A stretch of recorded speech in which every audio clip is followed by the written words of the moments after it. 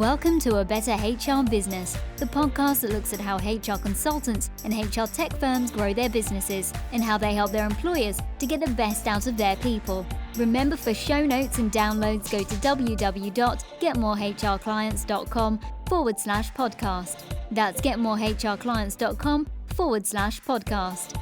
Okay, let's get started. Hello, welcome back. Thanks for joining me today. Great to have you along. And I'm really looking forward to today's conversation with Mark Gray. Mark is head of hiring at a very cool company called Invisible Technologies. And Invisible provides tech-enabled next-gen outsourcing services to scale up operations or cut costs and support customers' teams. So it's very cool and a wide variety or range of options in the way it can be used. So to dive into that, Mark, firstly, thank you for joining me today. Thanks for having me.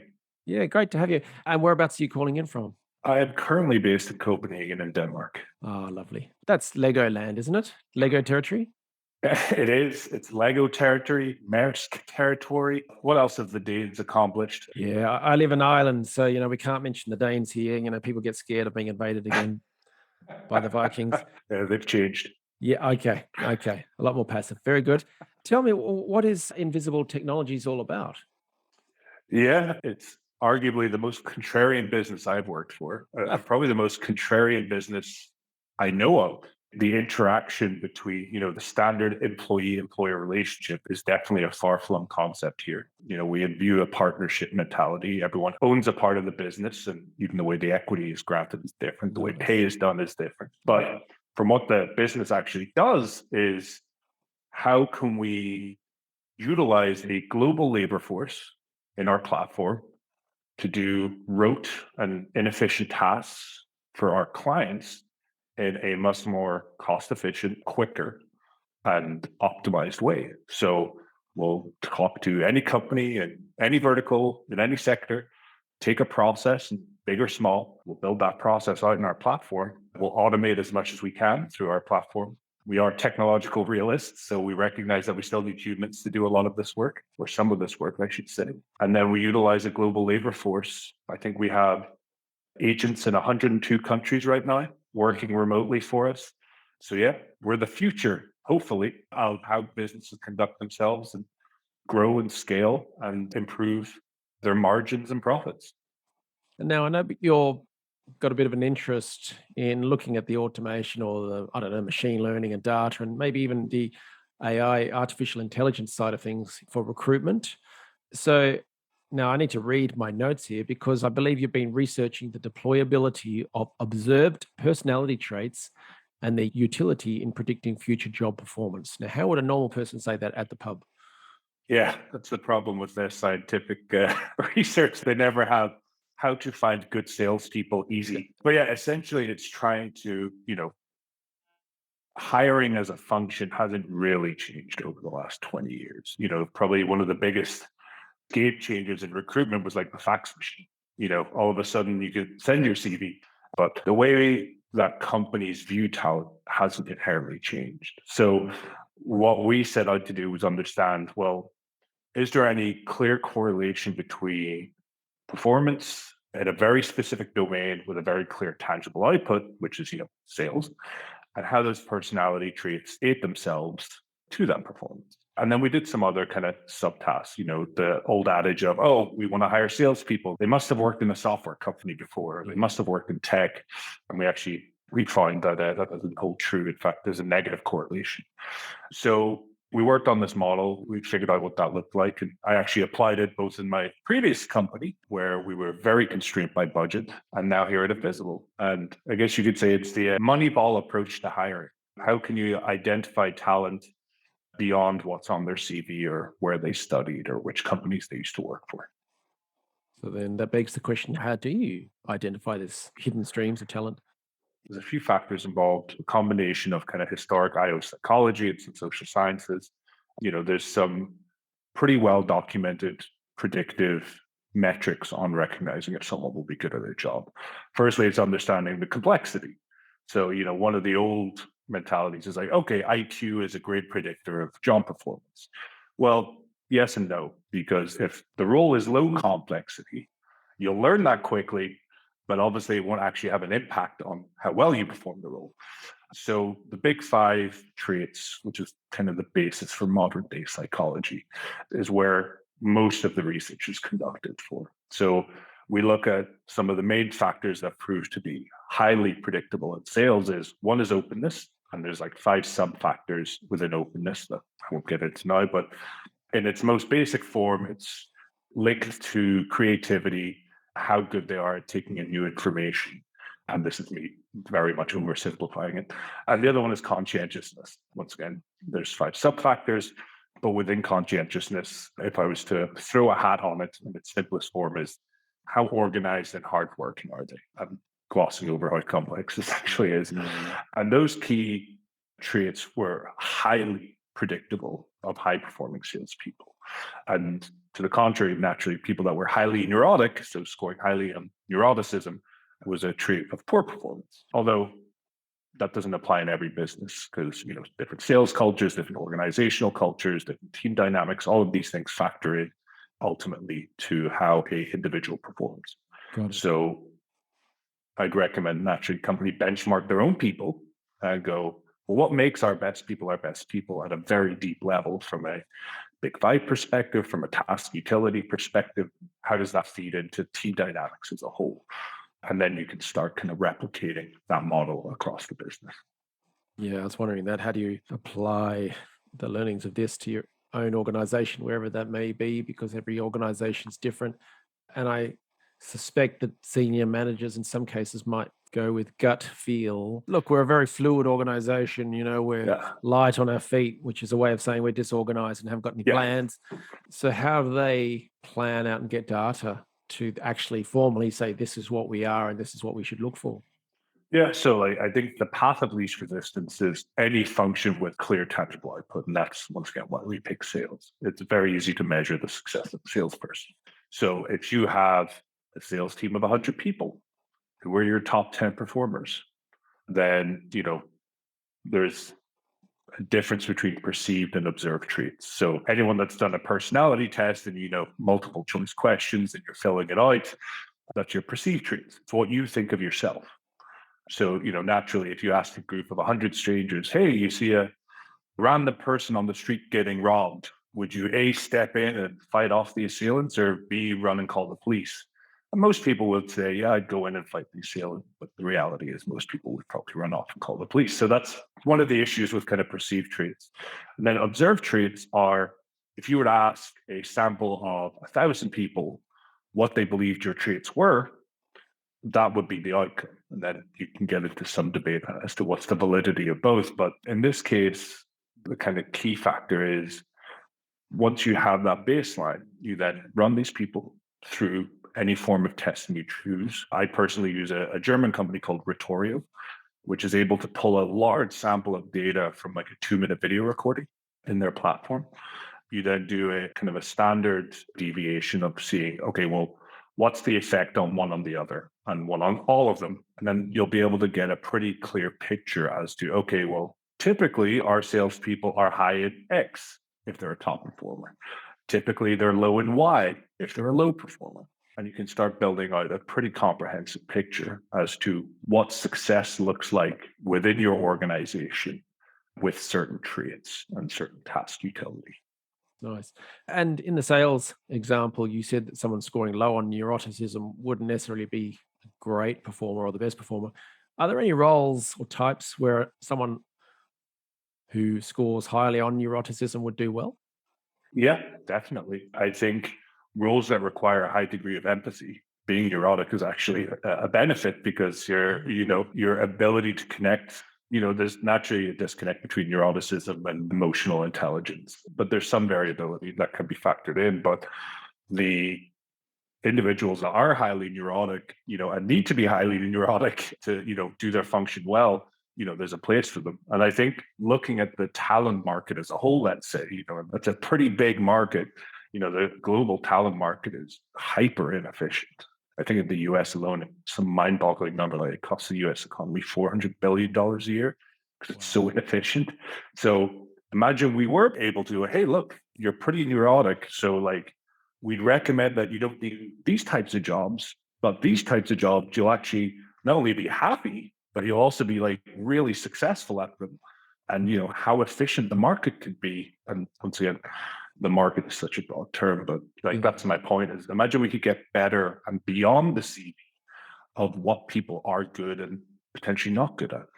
I like that. I like that. And you see in the movies, not the dystopian things, but almost grayscale movies, trudging off to work on the train in the morning and trudging back, and they hate their job, and maybe clerks or something like that.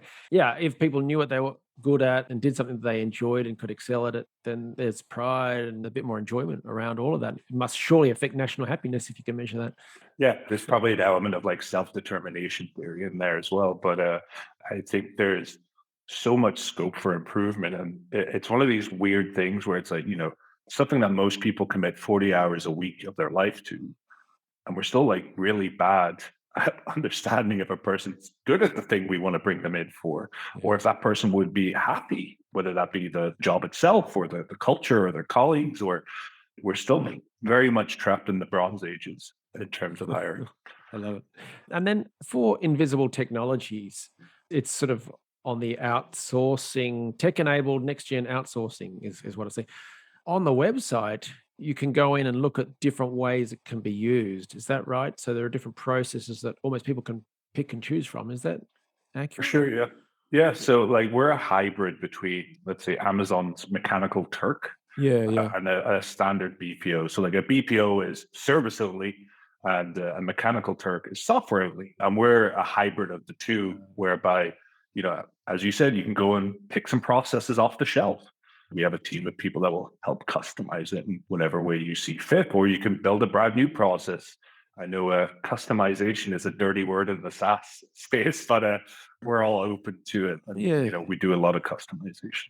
I'm thinking of a project once we did where, let's say on a website, people fill in a form and then there's that box, how did you hear about us?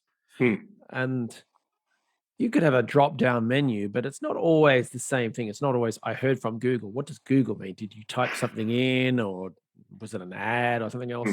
There are 100 or 1,000 different ways that someone could have heard about you.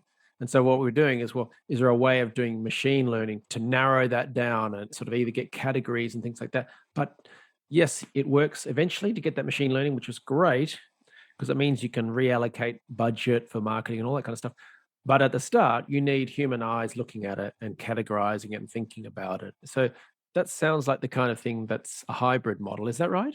Yeah, so it can be, and this is the scale of like what we can do. It's like, on the one hand, we have clients that use us for marketing. It's like, hey, we need you to assist us in image scraping so that we can understand the best way to build out some of our SEO campaigns. Yeah, off we go. We have, clients where we're building their neural network for their AI product. We have clients where we're doing very simple kind of email scraping. It really ranges. It's like the options you have are, okay, you can hire a human to do this in your country, or you can utilize us and we can scale up and down as you need or see fit. So getting into too many specifics, we had one client that had a huge backlog of work that needed to be done. And their proposal was, right, we'll hire 800 people to fix this. Roughly, that was going to cost them 25 million a year. You have to hire 800 people. So that's a HR team, recruitment team, finance, accounting, payroll, an office, equipment, onboarding. And all those 800 don't start at once. Our solution was, well, let's build this process out. It's going to cost you a tenth of what you're going to pay.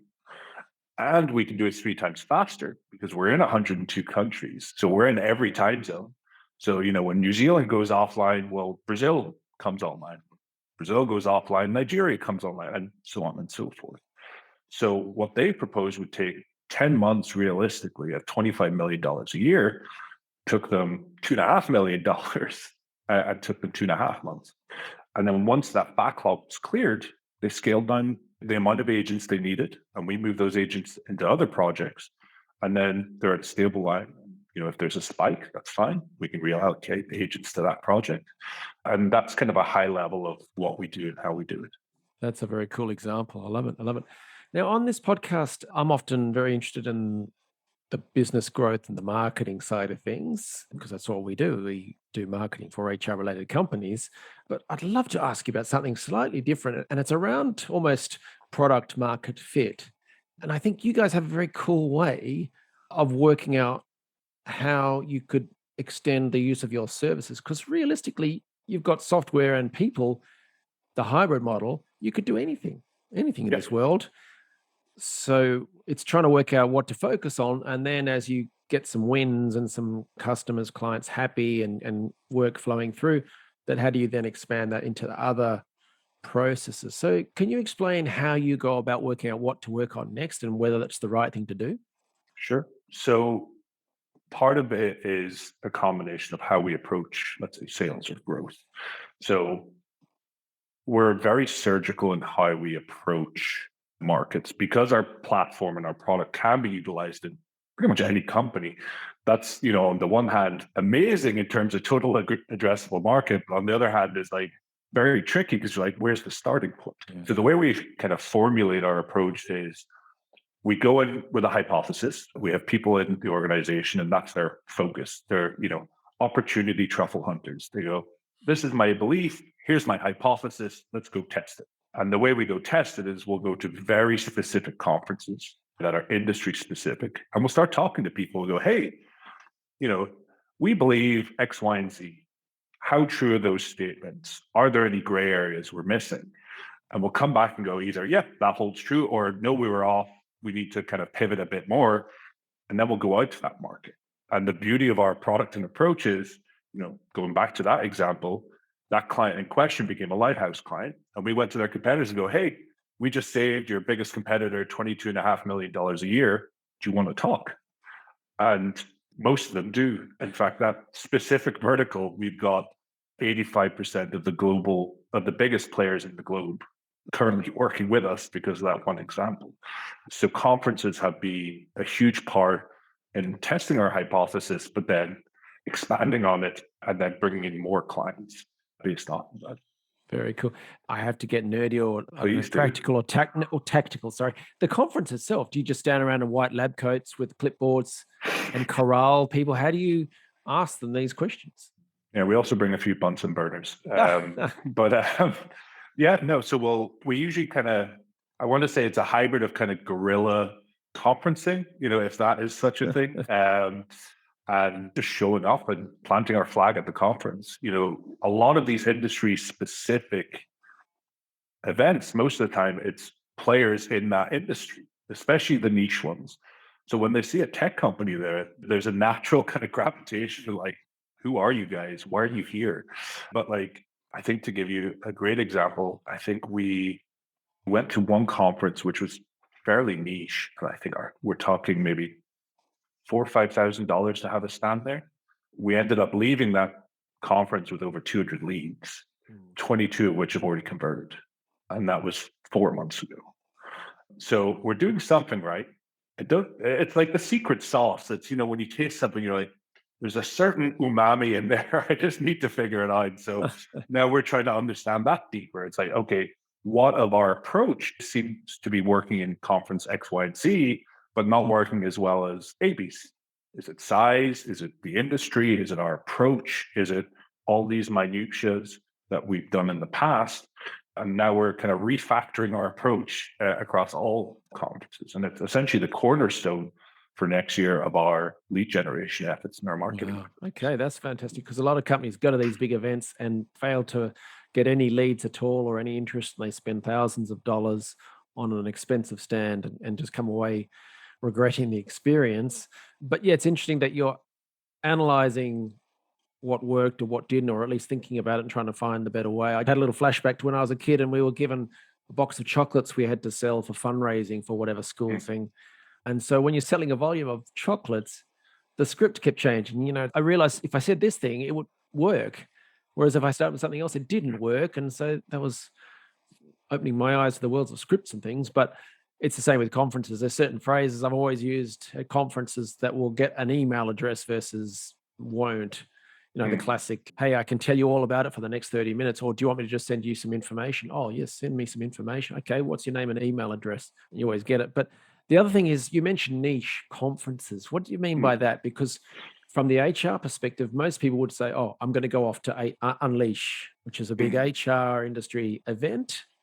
But I think you're not talking about the big sector thing. You're talking about subcategories and not even anything to do with HR or SaaS or technology. Am I right?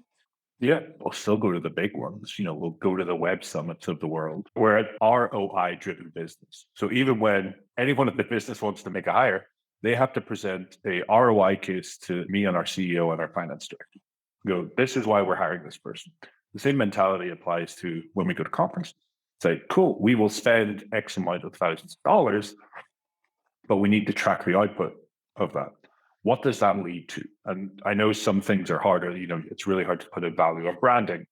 Although if anyone's read Helmer's 7 Powers, which I highly recommend you do, branding is one of the powers. And essentially, if your business has one of the 7 powers, you're winning. If you have 3 or 4, you're dominating. If you have all 7, you're a monopoly. It's very interesting. Not the easiest read in the world. And there's some heavy algebra in there, but very fascinating insight into why some of the most successful companies are the most successful companies. So branding, very hard to kind of nail down a number on. But in terms of output, so yeah. And the events themselves, like how do you choose which events to go to? So let's say HR, for example. HR has many conferences. And then you go, okay, within HR, there's probably some very niche conferences. So there's niche conferences just for employment branding.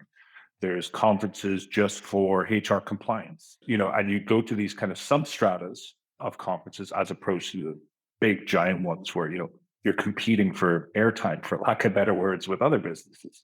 So if we want to go into the insurance industry, we'll go, okay, well, there's probably an insurance conference that's dedicated to the automobile sector. Let's go there. Because then we can target the insurance companies, but we can also target the automotive manufacturers. We can also target the safety regulators. So that's how we kind of go in with a hypothesis and then try to poke around and see if it holds true. So to summarize that, you're saying your aim is you want to look weird. You want conference attendees to walk around and go, who are they? What are they doing here? You kind of want to stand out a bit because you've chosen something a little bit more niche where you would not be expected to be. And then they're initially curious to learn about how you could help them. I joke, but it's kind of along those lines. I think it's like some of it's sticking on your feet. I think recently our marketing director and our COO went to a conference in New York, and it was a fairly small one, and they went to buy a coffee, and they're like, oh, yeah, there's no coffee at the conference. So our marketing director called, a coffee company. We're like, hey, can you bring a mobile coffee, little like tuk-tuk to this conference? And they're like, sure, it'll be, $5,000. She's like, yeah, bring it. So they went there, they got all the coffee cups, they slapped invisible stickers on them and started handing out coffee to people. Nice. And, it's that type of quick, on your feet, kind of guerrilla marketing to an extent that then people go, who are these invisible people and why are they giving out free coffee? And, did we make back that $5,000? 100%. It's little tricks like that. I love it. So finally, what do you see as being the future of the world of work and HR and how invisible technologies fits into that? Yeah, one of the amazing things that Invisible has done, and what very few companies seem to do, is you keep hearing this phrase like the war on talent. And you're like, okay, sure. I think it's war for talent, isn't it? Let's not declare war on talent just yet. That's the machines talking. Exactly. And a lot of companies, it's very like location specific. So, the Bay Area is a tough place. I know Dublin itself is also very competitive, but we've got hundreds of millions of people globally that are very capable of doing the work that we require them to do. So I think that's one kind of caveat that companies need to start factoring in.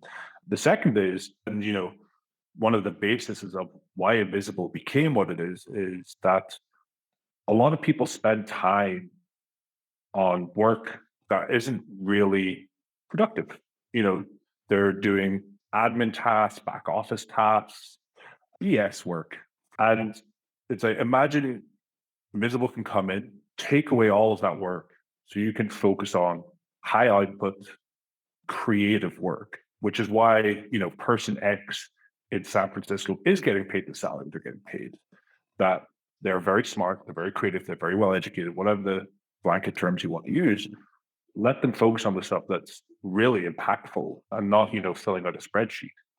And I think that's how Invisible is really going to affect the future of work is let them spend less time doing the things that are not as meaningful. And also by virtue of being more creative and having a higher output, spend more time with their family and their friends. People shouldn't be spending 60 hours a week fixing Excel sheets or filling in order forms. They should be doing work that's meaningful to them and actually makes them feel like they're contributing something that isn't admin heavy. Yeah.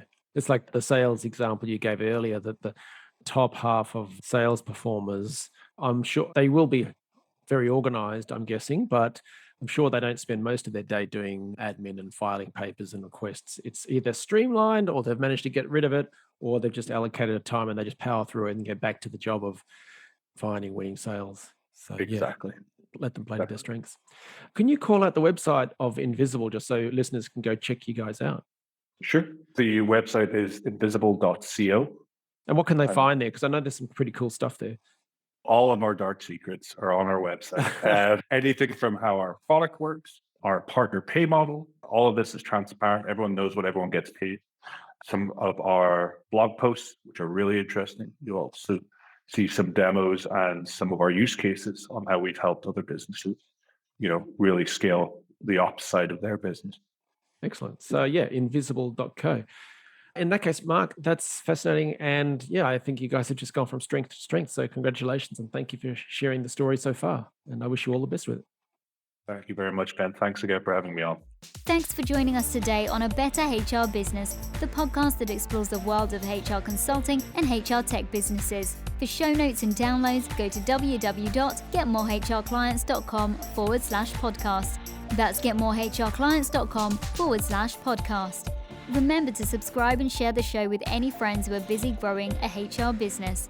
Thanks and see you next time.